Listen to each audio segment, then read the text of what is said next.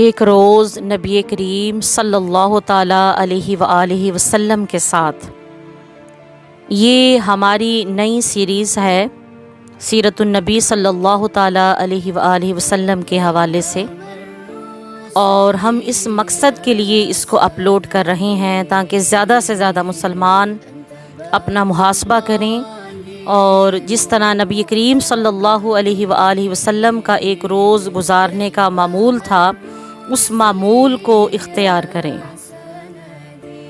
نبی اکرم صلی اللہ علیہ وآلہ وسلم کا معمول تھا کہ آپ صلی اللہ علیہ وآلہ وسلم ہر کام بسم اللہ الرحمن الرحیم کہہ کر شروع فرمایا کرتے تھے، اور آئندہ کسی کام کا ارادہ ظاہر فرماتے تو انشاءاللہ ضرور کہتے تھے۔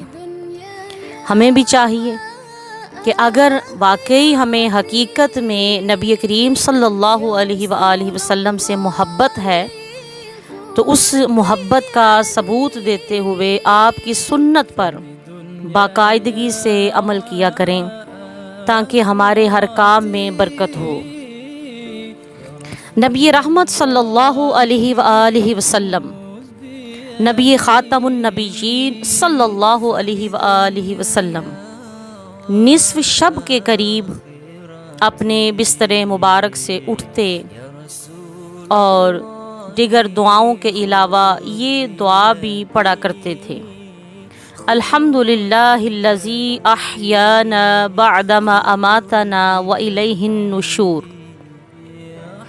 اس کا ترجمہ یہ ہے کہ اس اللہ کا شکر ہے جس نے ہمیں مارنے کے بعد زندہ کیا اور اسی کی طرف لوٹ کر جانا ہے۔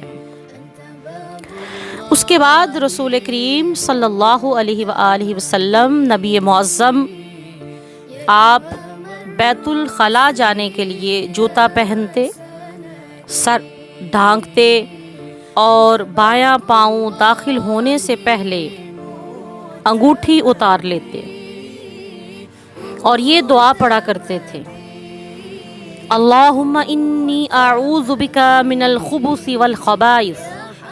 اے اللہ، میں تیری پناہ لیتا ہوں تکلیف دینے والے نر اور مادہ شیطانوں اور جنوں سے۔ فراغت کے بعد دائیں پاؤں سے باہر آتے اور فرماتے غفرانک، جس کا ترجمہ یہ ہے کہ اے اللہ، میں تجھ سے مغفرت کا طلبگار ہوں۔ اس کے بعد یہ دعا تلاوت فرماتے: الحمدللہ الذی اذھب عنی الاذی وعافانی۔ اس اللہ کا لاکھ لاکھ شکر ہے جس نے میری تکلیف رفع کی اور عافیت بخشی۔ ہمیں بھی ضرورت ہے کہ جو بھی اس ویڈیو میں دعائیں پیش کی گئی ہیں ان دعاؤں کو یاد کر لیں اور ضروری کاموں میں نبی کریم علیہ السلام کی سنت پر عمل کرنے کی نیت کرتے ہوئے انہیں پڑھا کریں۔ انشاءاللہ اللہ تبارک و تعالی مالک دو جہاں کی خوشنودی ہمیں نصیب ہوگی۔